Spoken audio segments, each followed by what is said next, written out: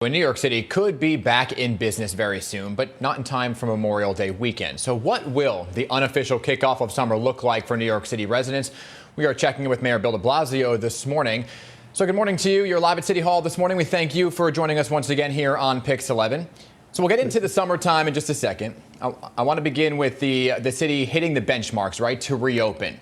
What exactly is the magic number of testing that you would like to see moving forward that you would feel comfortable with for a reopening? Well, Dan, we have shared with the people of this city now for weeks 3 key indicators that help us determine if it's time to start to relax some restrictions. The state of New York has 7 indicators. We're looking at all those, and they've been moving absolutely consistently in the right direction, but not quite enough yet to get us to relax some restrictions. So we still need at least a few more weeks. It's going to go into the first half of June. And then we have to make sure whatever we do, and I know the state feels the same way, that we are not going to allow a boomerang of this disease. We're not going to allow a resurgence that could obviously shut us down for a much longer period of time. So, you know, we're looking like we're making steady progress, but then when we get to that point, we'll take some measured reopening steps and then see how those go, and then go farther from there. You know, Mr. Mayor, data released yesterday showed there is a clear disparity, right, between wealthy, non-wealthy communities, that people living in neighborhoods with high or very high poverty levels are more than twice as likely to die of coronavirus than those in other neighborhoods. We knew this. We've been reporting on this. So moving forward, what can you do for those communities in particular, besides ramping up testing, to make sure we kind of close that loophole and keep them safe moving forward? Dan, it's a great question. So for now, it's more testing. It's more investments in community health clinics, outreach to communities to make sure people have the information they need to protect themselves and their families. There's a lot we're going to do right now, but the big question is going forward. How do you create a city where these disparities don't exist? Well, part of it is making sure everyone has full access to health care. We're guaranteeing health care for all New Yorkers going forward. Either insurance they can afford, or what we call NYC care, which means if you can't afford insurance, you can have a doctor assigned to you in our public hospitals and clinics. So that's part of it, getting health care to people who haven't had it historically. There's a lot of New Yorkers who have just not had quality health care available throughout their lives because of the cost. That's part of it. But we have a lot more to do to create a healthier city in other ways. More, wellness, more efforts to fight obesity, better, fresher food in neighborhoods that don't have enough. There's going to be a lot of steps that we have to take here to really guard against these disparities ever having this kind of impact again in the future. I don't want to spend too much time looking in the rearview mirror, but these disparities, you knew, the city knew moving into this that there were issues in these communities. So is there a lesson learned here for you and your team on how maybe you could have handled that better for those specific communities? Was it getting testing to them earlier than we're seeing now? Well, it's a great question, Dan. I'd say in the big picture, before the coronavirus, it was a year and a half ago that I announced the plan to guarantee health care for all New Yorkers and to obviously address we have 600,000 people who don't have any insurance at all. And that plan was meant to reach all of them. So that was something well before the coronavirus. But what we are learning from this situation, look, we needed testing in the beginning. We didn't have it. That was the federal government's responsibility. That's the whole core of this painful story, Dan. If we had had testing when I first called for it in January, we might have been able to avert a lot of this. Now we're creating our own test kits here in New York City. I mean, this is what it's come down to, Dan. We cannot depend on the federal government anymore. So we're building our own test kits in New York City. We're working with New York City-based labs in the metropolitan area. We're doing it ourselves. And now we're able to do 20,000 tests a day. And obviously disproportionately focusing those on the communities that have been hit the hardest. So from this point forward, we're actually going to be able to expand testing constantly. Huge test and trace program to follow the contacts of anyone who tests positive and get people whatever they need, including if they need a hotel room to isolate and be away from their families. So I think we're in a much stronger position now, but back then we just didn't have access to testing, and that's what tied our hands. And so I want to get now to enforcing social distancing. It continues to have its challenges. We know this. A yeshiva in Brooklyn busted with nearly 100 people inside. My question for you is why wasn't there a summons issued here, right? This is more than just not wearing a mask in public, because there were children that were involved here, the most vulnerable as we move forward with this inflammatory syndrome as well. Yeah. Dan, first of all, it's absolutely unacceptable what the folks at this yeshiva did. They've been warned. Everyone had been warned so many times.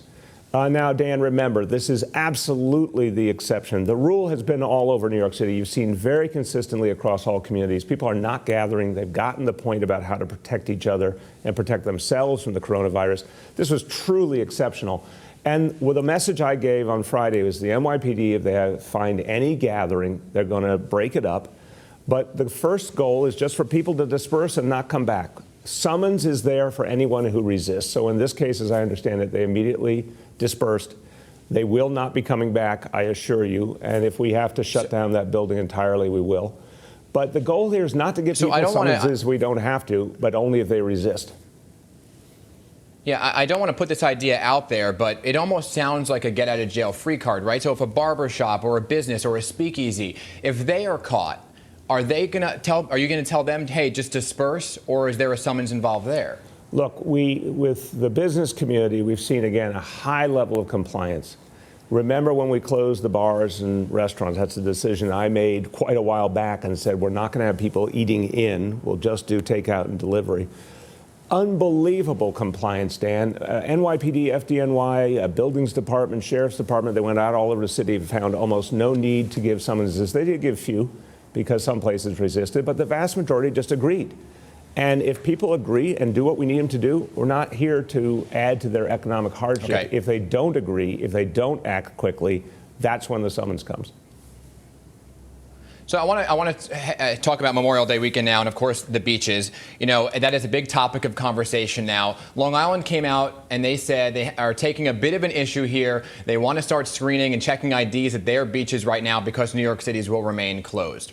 What are your thoughts right now on the idea that Long Island doesn't want New Yorkers from the 5 boroughs coming to their beaches because they don't want to overcrowd? Well, you know, Dan, that's not the impression I have. I spoke to the Nassau County executive, Laura Curran, and she made the point that, you know, people come to their beaches from the city, you know, have for generations.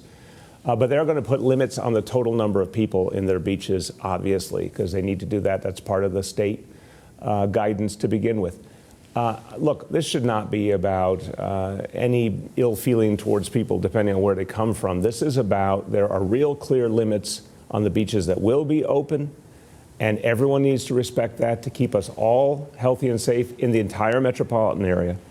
In New York City, it's just not time for beaches yet. We saw when Florida, California prematurely opened beaches, they had massive crowds, you know, no social distancing. We can't allow that here. We're the epicenter of this crisis, so we're going to be really cautious. But I am hopeful that later in the season we might be able to open the beaches. I'm curious as to what your thoughts are on people who are this weekend may take a beach chair to Coney Island, right? You're saying people can freely move about, they can walk around, but if they want to sit down and they want to sunbathe, is that actually allowed? And if it's not, how does that differ from taking a beach chair to Domino Park or piers in 45 and 46? Yeah. So first of all, Dan, start with the basics. We don't want people on the subways. We don't want people on the buses unless it's essential travel. Obviously, though, and Coney Island's a great example. There's, you know, tens of thousands of people who live really near to the beach. We understand that it's a community. We want to respect that. People walking on the beach, sitting on the beach, that's fine. No swimming because there'll be no lifeguards, no parties, no sports events. NYPD will be out there. Parks Department will be out there. If people simply walk on the beach, sit on the beach, and stay socially distanced, fine. But if it starts to seem like a typical summer beach scene, that's what we can't allow right now. Understood here. So I also want to switch gears here now and talk about 4th of July fireworks, right? That has been a topic of conversation as well.